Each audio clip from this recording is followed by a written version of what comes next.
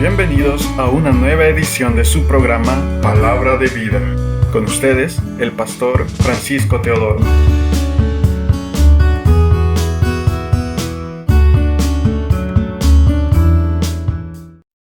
La enseñanza de esta tarde tiene que ver con la continuidad de la oración.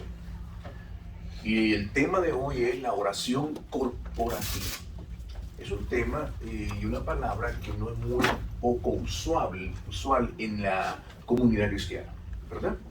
Siempre hemos llamado, tenemos una reunión de oración, una vigilia de oración, y hay muy buenas intenciones y hay un buen mover, cantamos y alabamos y enseñamos, damos testimonio, cuántas cosas se hacen acerca de eso, pero muy poco entendemos la oración. La oración es la gran debilidad de la iglesia cristiana. Llegaron los discípulos donde Jesús y le dijeron: Señor, enséñanos a orar. Ellos habían visto a Jesús orar. Enséñanos a orar así como Juan le enseñó a sus discípulos. Al principio, la oración tiene que ser enseñada. ¿Y por quién va a ser enseñada? Por alguien que sea una vida de oración. Alguien que entiende la oración. La mayoría de nosotros que salimos de la comunidad latina aprendimos a orar como un castigo, como una penitencia. ¿Recuerdan ustedes que cuando estábamos en la iglesia tradicional y si no íbamos a comulgar, ¿verdad? Si no íbamos a confesarnos y a ponernos a cuentas, y había un reverendo, un sacerdote que le contábamos toda la historia detrás de una pequeña regía, y entonces le contábamos todos los pecados, aparentemente los contábamos todos, ¿verdad? Pero, ¿qué es lo que él hacía con eso? Como penitencia, como castigo, ahora va a ir a orar, a rezar, decía, tantas Padre Nuestros y tantos Ave María. Entonces era un castigo la oración. Y por causa de que era un castigo, nunca entendimos que esto era un deleite, un privilegio orar, hermanos. Como nunca supimos cómo orar, en gran mayoría de la vida cristiana, los hermanos han aprendido a orar por imitación. Pero nadie ha preguntado: enséñame a orar, ¿verdad? Entonces Jesús fue muy cuidadoso en esto. Dijo claramente: no oréis como oran los fariseos, porque ellos oran para ser vistos. Es decir, que Jesús, tu oración personal, dijo, no sea en público. Es muy importante entender eso. Porque si nosotros preguntamos cuánta gente ora, la iglesia, todas las iglesias dicen que oran, ¿verdad? Los musulmanes oran. Toda religión que usted crea dice oran. Y oran con mucha sinceridad. Oran de verdad, se postran y se van de rodillas por toda una alameda. Y yo creo que esa gente está sinceramente haciéndolo. Pero cuando no lo hacen con la forma correcta que ha sido enseñada en la Biblia, entonces perdemos la eficacia de la oración. Por ejemplo, la oración, el fundamento de la oración es un corazón humilde. Porque el corazón que no es humilde, definitivamente no va a poder tener ningún acceso a Dios. Porque el soberbio, Dios lo mira de lejos. ¿Qué significa humilde? No es una forma de vestir, es una actitud del corazón. Como aprendió de Jesús: aprende de mí que soy manso y humilde de corazón. Número 1 es la humildad, ¿verdad? Número 2, otro requisito importante es la fe. La fe, no mi fe basada en mis sentimientos o en mi necesidad. La fe establecida en la persona de Cristo en la cruz del Calvario. Es decir, ¿qué hizo Cristo en la cruz? Si yo no sé lo que Cristo hizo, mi fe está vacía, ¿verdad? Es ineficaz.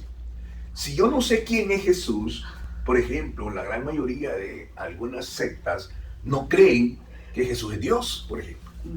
¿Por qué no lo creen? Porque leen de una manera superficial y no entienden que Cristo está en toda la Biblia, ¿verdad? Los sacrificios del Antiguo Testamento apuntaban a Cristo. El sacrificio que hizo Dios en el pecado de Adán y Eva, mató un cordero, un animalito inocente, y con pieles cubrió a Adán y Eva el pecado. Ellos se cubrieron con higuera. Ese animalito muerto, inocente, pagando por el pecado de ellos, apuntaba al Calvario. Cuando Abraham va a sacrificar a Isaac, también hay un carnero que está ahí en el zarzal. Apunta a Cristo ese carnero. Todo lo que está en la Biblia apunta a Cristo. Entonces la gente que no cree, ellos creen que Cristo fue creado. Y ahí perdió el fundamento de su oración. Desde ese momento la fe es vacía. Si alguien viene y se postra delante de una estatua, un palo, un yeso, en ese momento está fuera de la palabra. Esa oración no va a tener una respuesta definitiva. ¿Por qué? Porque Dios solo va a respaldar aquello que está establecido en la palabra. Es decir, la palabra es un requisito fundamental. Entender por qué oramos. Número 3 es la fe que viene de la palabra de Dios, ¿verdad? Y número 4 tiene que ser una condición de saber recibir de Dios. Por ejemplo, muchas personas dicen, Señor, yo soy inmerecedor, no merezco nada. Es verdad, en cierta forma éramos antes, pero cuando Dios te da una promesa y tú no la recibes porque no lo crees que vale, porque lo estás basando en tu propia sabiduría y en tu propio esfuerzo, ¿verdad? No en la bendición de Dios. Cuando Dios dice, te recibe, y si aquel paralítico le dijo, recibe tu sanidad, y él dijo, yo no merezco, ¿verdad? Ahí se hubiera quedado, pues, ¿verdad? Tenemos que aprender a recibir. ¿Qué significa? Que oramos con expectativa. Número 4, ¿verdad? Oramos con expectativa. Número 5 es el amor. Nunca ore por una persona en necesidad si usted no tiene amor por ella. ¿Entiende? Es muy importante esto. Yo oro por una persona que esté en necesidad. Voy a orar por usted, hermano. Ahí vamos, apúntalo en un papelito. Ponga una notita, ¿verdad? ¿Por qué quiere que oremos? Y usted ora por esa persona sin ni siquiera sentir compasión por la necesidad que tiene. Por ejemplo, una persona que dice, oren porque mi hijo está en esta condición, o esta situación está pasando en mi hogar, o mi salud, y esto está pasando, y usted no tiene el corazón de orar por eso, definitivamente la oración no va a tener poder. Y son muy mecánicos, y aprendemos a orar en público, pero la mayoría de cristianos no tiene un lugar secreto donde orar. ¿Entienden? No tiene una buena sala donde la gente se va a sentar y ahí tiene un gran televisor de 80 pulgadas, tiene una mesa de comedor preciosa, ¿verdad? Tiene todo bien decorado, cuadros famosos. Y le pregunto, ¿dónde está el lugar de oración? ¿Ah? ¿Dónde está el lugar donde usted se reúne en un devocional con Dios? ¿Dónde está?